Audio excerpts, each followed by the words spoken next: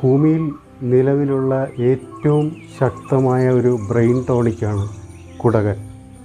ഉന്മാദം, അപസ്മാരം, ചുഴലി എന്നിവയെ ശമിപ്പിക്കാനുള്ള കഴിവുണ്ട് കുടങ്ങലിന്.